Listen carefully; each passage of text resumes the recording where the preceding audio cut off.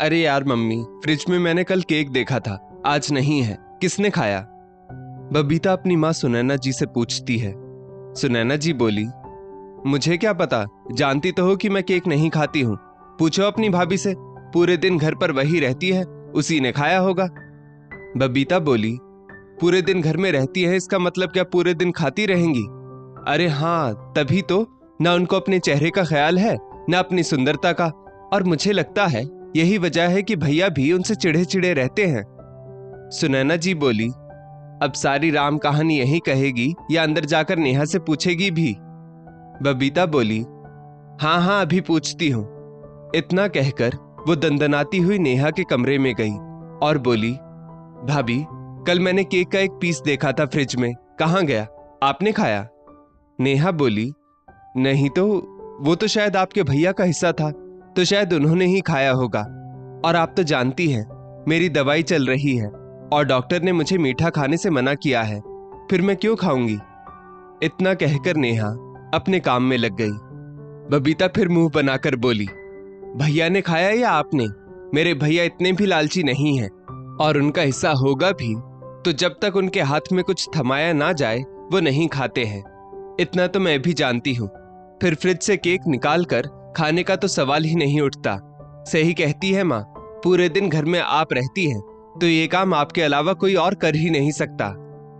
नेहा को ये सुनकर बहुत गुस्सा आया। वो बोली, दीदी, जब मैंने कह दिया कि मैंने नहीं खाया तो क्यों बेकार में बात को बढ़ा रही है? घर में और भी तो लोग हैं, उनसे जाकर क्यों नहीं पूछती है? तभी सुनैना जी पीछे से आकर कहती है, क्योंकि घर में और कोई तुम्हारे जैसा चटोरा जो नहीं है। खुद इधर उधर बिल्ली की तरह मुंह मारती रहती हो, फिर कभी मेरे बेटे तो कभी मेरी बेटी पर इल्जाम लगाती हो। आने दो विभोर को, तुम्हारी सारी कारस्तानी उसे बताती हूँ। नेहा मुस्कुराकर बोली, बड़ी मेहरबानी होगी मम्मी जी, क्योंकि मैं तो आप लोगों के बारे में कुछ कह नहीं पाती। कम से कम आप ही उनके सामने सारी बात रखिए, पर इतना याद रखिएगा कि सच्चाई से बात रखिएगा, क्योंकि आप अगर एक तरफा बात बोलेंगी तो दूसरी तरफ की बात मुझे भी बतानी होगी। इतना कहकर नेहा वहां से चली गई। शाम में विभोर जब दफ्तर से लौटकर आया तो सुनैना जी और बबीता ने बात में मसाले मिलाकर बात उसके सामने रख दी। विभोर नेहा को बुलाकर बोला, ये किस केक की बात हो रही है? नेहा बोली, मुझे नहीं मालूम, क्योंकि मैं तो मीठा खाती ही नहीं। तो बेहतर होगा आप अपनी बहन से पूछ लीजिए, क्योंकि मेरी बात पर तो आपको विश्वास होगा नहीं। बबीता बीच में बोली, देखा भैया, देखा ये किस तरह से बात करती है मुझसे। बहुत मन था मुझे चॉकलेट केक खाने का और ये खा गई, और तो और कबूल भी नहीं कर रही है कि इन्होंने केक खाया है। तभी विभोर को कुछ याद आया। वो बोला, नेहा, कहीं ये वो चॉकलेट केक तो नहीं जो 3 दिन पहले मेरा दोस्त विनय लेकर आया था? नेहा बोली, हाँ, उसी केक की बात हो रही है। विभोर बोला, तुमने तो कहा था कि वो खत्म हो गया है। नेहा बोली, हाँ, छोटा सा पीस बचा हुआ था, याद नहीं आपको? जब कल रात में आप कुछ मीठा खाने को ढूंढ रहे थे तो मैंने आपसे कहा भी था कि केक तो खत्म हो गया होगा। विभोर हंसते हुए बोला, हाँ हाँ, तुम तो ये कहकर सो गई थी कि केक खत्म हो गया है, पर मैंने रसोई में जाकर देखा तो फ्रिज में केक का एक पीस था, तो वो मैंने खा लिया। नेहा की आंखों में आंसू आ गए। उसने कहा, सुन लिया मम्मी जी और ननद रानी, आपने सुना ना कि केक किसने खाया? क्या इस घर की चीजों पर मेरा कोई अधिकार नहीं? जब मैं कुछ करती नहीं, फिर भी ना जाने क्यों घूम फिरकर हर इल्जाम मेरे ही माथे आ जाता है। सुनैना जी बोली, अच्छा कोई बात नहीं, बबीता बच्ची है अभी, तो उसकी बातों का क्या बुरा मानना। नेहा बोली, बच्ची है, 24 साल की लड़की है, आप इसे बच्ची कह रही हैं? मुझसे 3 साल ही तो छोटी है, फिर मुझ में और इनमें इतना फर्क क्यों किया जाता है? इसीलिए ना कि मैं इस घर की नहीं हूं। इतना कहते हुए नेहा रोते हुए अपने कमरे में चली गई। सुनैना जी बोली, लो, फिर शुरू हो गया इसका नाटक। अब मुंह फुलाकर घूमती रहेगी और अपने मायके वालों को फोन करके यहाँ की शिकायत करेगी। जाओ विभोर, समझाओ उसे कि इस घर में ये सब नहीं चलेगा। विभोर नेहा को समझाने गया तो नेहा बोली, आखिर क्यों मुझे ही कटघरे में खड़ा होना पड़ता है? छोटी छोटी बातों के लिए घर में बहस होती है और आप भी मुझे ही समझाते हैं। आपकी माँ बहन मुझे इस घर में देखना नहीं चाहती है, तो मुझे ये बताइए कि आखिर ये सब कब तक चलेगा।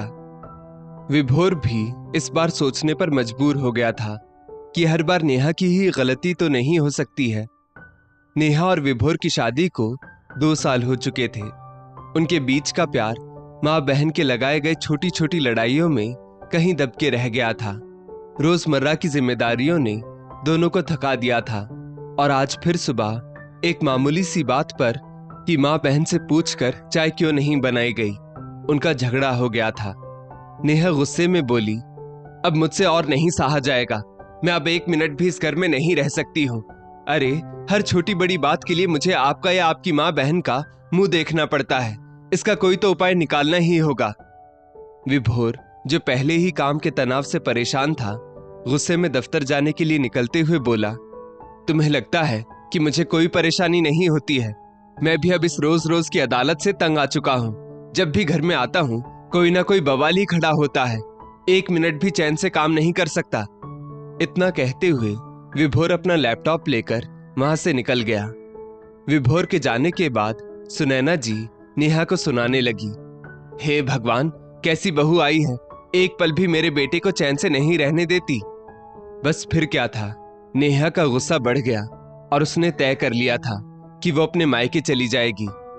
एक तरफ माँ बेटी दोनों कानाफूसी कर रही थी, तो दूसरी ओर नेहा ने तुरंत अपनी माँ मंजू जी को फोन लगाया और बोली, माँ अब और नहीं सहा जाएगा मुझसे, मैं आज ही घर आ रही हूँ। मंजू जी ने उसे बड़े ध्यान से सुना और फिर कड़क आवाज में बोली, बेटा तुम अभी शांत हो जाओ और मेरी बात ध्यान से सुनो।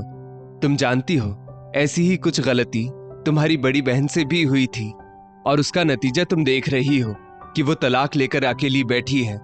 मैं तुम्हें भी वही गलती दोहराते नहीं देख सकती बेटा।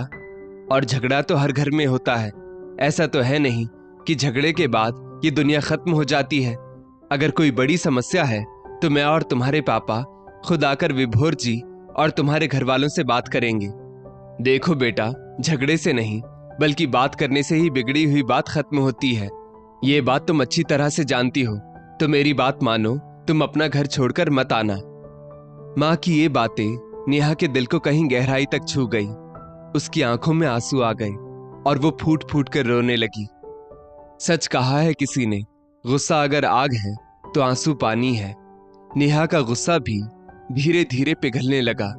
रोने के बाद उसे अपने दिल का बोझ कुछ हल्का महसूस हुआ। फिर जब वो शांत हुई तो उसने सुबह के झगड़े के बारे में ध्यान से सोचा।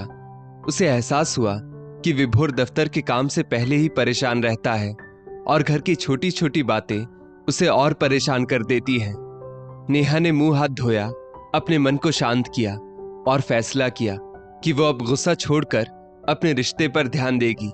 उसने विभोर के पसंदीदा खाने की तैयारी शुरू कर दी और साथ ही स्पेशल खीर भी बना ली जो विभोर को बहुत पसंद थी। खाने की खुशबू माँ बेटी दोनों को रसोई तक खींच लाई। बबीता बोली, भाभी चावल की खीर क्यों बनाई है? आप जानती है ना मुझे साबूदाने की खीर पसंद है। नेहा मुस्कुराकर बोली, दीदी अगर आपको साबूदाने की खीर पसंद है तो आप अपने लिए बना सकती हैं, मैंने दूध बचाकर फ्रिज में रख दिया है। सुनैना जी बोली, क्यों बहू, तुमने हमारे लिए खाना नहीं बनाया है? नेहा बोली, नहीं माँ जी, खाना तो सबके लिए बनाया है, लेकिन आज का खाना मैंने इनकी पसंद का बनाया है और अगर किसी को अपनी पसंद का कुछ खाना है तो वो बना सकता है।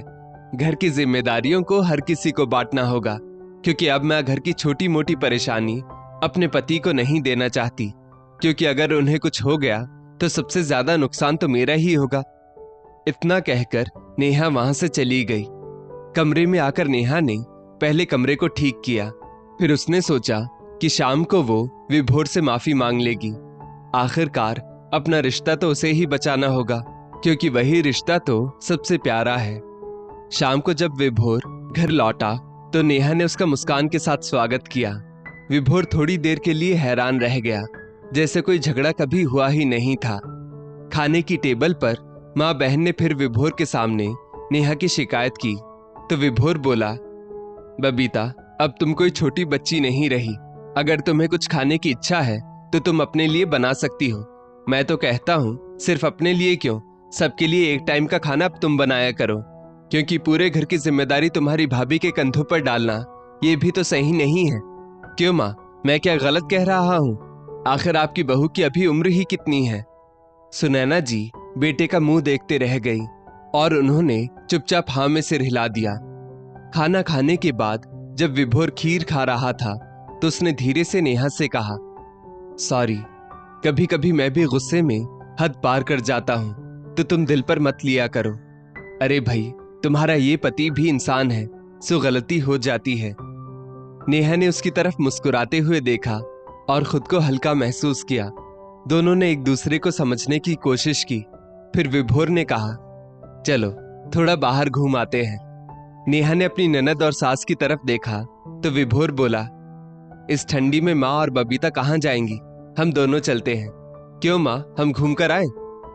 सुनैना जी मुस्कुराकर बोली, हाँ हाँ बेटा, जाओ ना, यही तो उम्र है घूमने की, और रसोई का बाकी काम मैं और बबीता कर लेंगे। नेहा और विभोर घूमने चले गए। बबीता गुस्से में सुनैना जी पर चिल्लाने लगी तो सुनैना जी बोली, अब घर के कामकाज तू भी सीख ले, जल्दी ही तेरी विदाई कर दूंगी। आखिर रहना तो मुझे बेटे बहू के साथ ही है, तो उनका झगड़ा करवा के क्या ही फायदा। जब साथ में घूम रहे थे तो विभोर नेहा का हाथ थामकर बोला, थैंक यू नेहा, मुझे समझने के लिए। आखिर मैं क्या करूं, तुम सही कहती हो, फिर भी मुझे कई बार माँ और बहन का पक्ष लेना पड़ता है, वरना लोग क्या कहेंगे। तुम समझ सकती हो, पर मैं वादा करता हूं आज के बाद कभी भी तुम्हारा सम्मान किसी के सामने कम नहीं होने दूंगा। नेहा बोली, आपने मेरे लिए इतना सोचा, यही मेरे लिए बहुत है। सच कहती है माँ, झगड़े से नहीं बल्कि बात करने से बिगड़ी हुई बात बनती है। विभोर बोला, मैं समझा नहीं। तो नेहा ने पूरी बात भी विभोर को बता दी।